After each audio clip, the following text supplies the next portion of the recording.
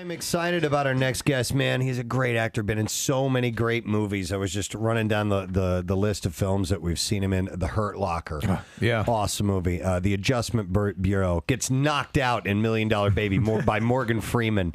Awesome in We Are Marshall. And went up against Eminem. Yeah. In 8 Mile. So we're going to play this music to bring him on. And Pain and Gain is the next film. Let's welcome Anthony Mackie. This morning, everybody. How you doing, man? Well, I have to say, Kathy, your voice makes me think traffic is okay. Thank you. I wish for traffic. You if can I would deal hear with that it every morning. Yeah, that's cool. I have to say that. That's a compliment. Very cool. Yeah, thanks for coming in today, man. No, thank you for having me, man. Very What's nice up, to meet you. Philly? But when you're on a set with guys who are athletic, do you shoot hoops? Do you play games? Do you have downtime to do that? No, you literally do push-ups in between every take. I mean, because for this movie, right? Yeah, I'm usually 185, 190. For this, I got up to 213. Wow. Right? I mean, a lot of protein, a lot of just pushing and pulling all day. Yeah. The Rock showed up and made me look like a 12-year-old girl. Casey and I went to Monday Night Raw here like a month ago, and The Rock was there.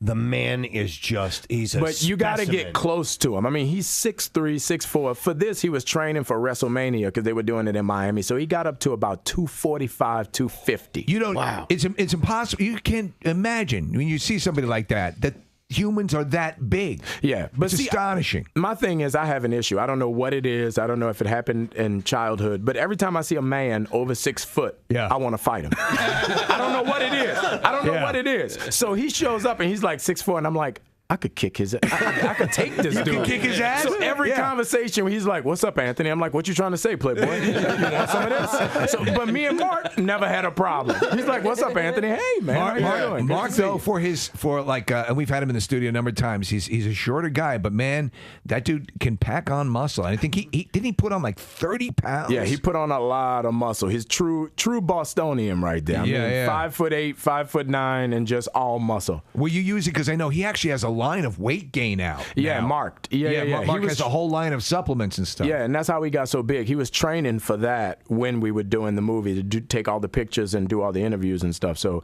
he got really wide, man. He got a lot of gain. You don't have anything to say, Kathy? I'm just looking at this picture. It's unbelievable. Yeah. I mean, really a lot of protein, a lot of baby oil. A lot of Johnson & Johnson right there. No, you know what? It's the most uncomfortable thing when you get that big, because there's certain things you can't do. Getting off the couch is an issue. And you spend so much time in the bathroom. Mm-hmm. It is the most because you're eating 10 meals a day. Yeah, you're eating 6 meals a day. So literally, as soon as you put something in, you got to let something out. And it's like, oh man, it's rough. The movie, the story was told great. You know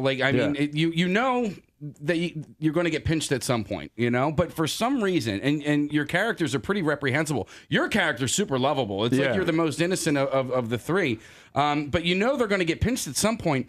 But for some reason, you're just hoping everybody gets away with it. You're hoping that you get a little piece of the pie. Yeah. That's a good sign.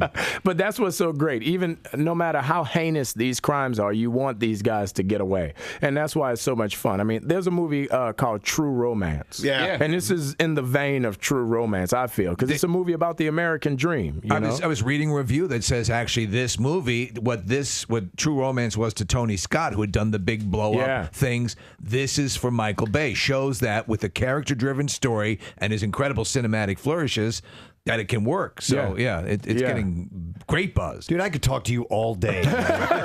Because now I want to ask you about Clint Eastwood and working on $1 Million Baby.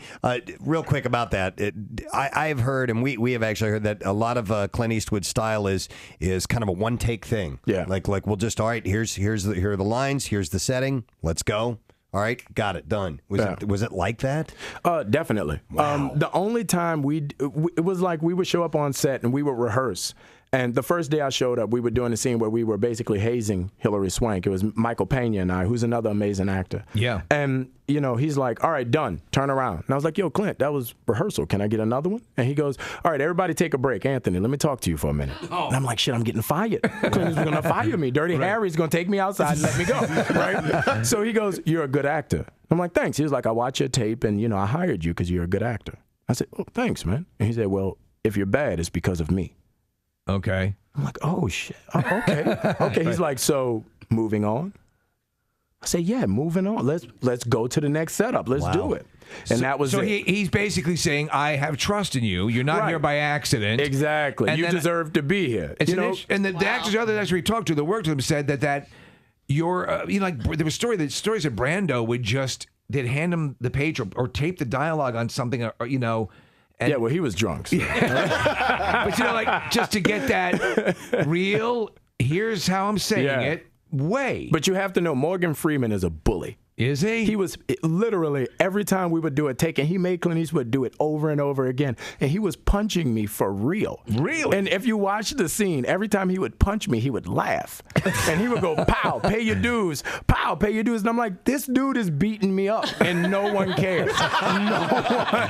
At the end of the day, I was like, Morgan Freeman just beat me up, and no one's saying anything. I'm like, that's not cool. So to this day, every time I see Morgan Freeman, he looks at me, he goes, huh? You want some more? It's awful, man. I'm gonna kick your ass. Exactly, and that's who he's a bully, man.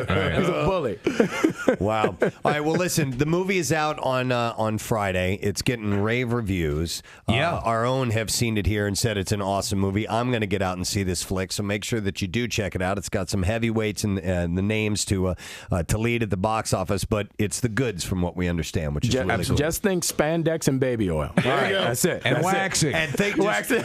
For a good for part of that, Anthony was completely shorn in the corner and comfortable, loving every minute of it. Man, it's been a pleasure to meet you. You're a very charismatic, very cool guy, and we appreciate Thank you coming by here today. today. Having me. I appreciate it. Let's go Phillies. Go Anthony Phillies. Mackie. And he's a Phillies fan.